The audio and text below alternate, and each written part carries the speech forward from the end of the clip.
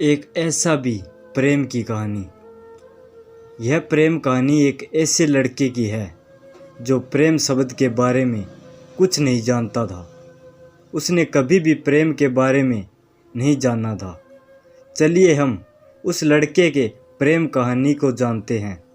एक लड़का था, वह काफ़ी खुश रहता था। उसके जीवन में कोई गम नहीं था। अभी उसकी पढ़ाई ख़त्म नहीं हुई थी। अब आपको बता दें कि वह लड़का पढ़ने में बहुत तेज़ था। उससे हर टीचर खुश रहते थे। जब वह अगली कक्षा में गया तो उसके कक्षा में एक नई लड़की का दाखिला हुआ। वह लड़की पढ़ने में काफ़ी सही थी। यह लड़का मन का काफ़ी साफ था। वह हमेशा लड़कियों से बात तो करता था, लेकिन कोई बुरा नज़र नहीं डालता था। अब नई लड़की उस लड़के की कक्षा में आई थी।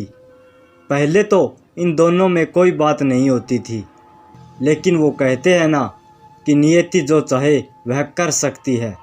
कुछ समय बाद ही पढ़ाई से जुड़ी काम के लिए बातें शुरू होने लगी। पहले तो काफ़ी कम बातें होती थी, लेकिन उन दोनों को एक दूसरे से बात करने में काफ़ी मज़ा आता था।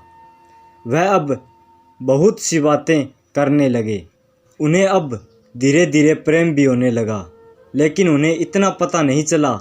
लड़की तो बहुत जल्द समझ गई कि उसे प्रेम हो गया है। वह लड़के के साथ रहने के लिए तैयार हो गई, लेकिन लड़के को कुछ भी नहीं पता था। वह बस इसको दोस्ती ही समझता था। समय निकलता गया। अब पढ़ाई ख़त्म होने को थी। लड़की सोचती थी कि लड़का अपनी तरफ से बोले, लेकिन लड़का अभी तक कुछ नहीं समझ सका था। आखिर लड़की ने ही यह बात उसके दोस्त से कही।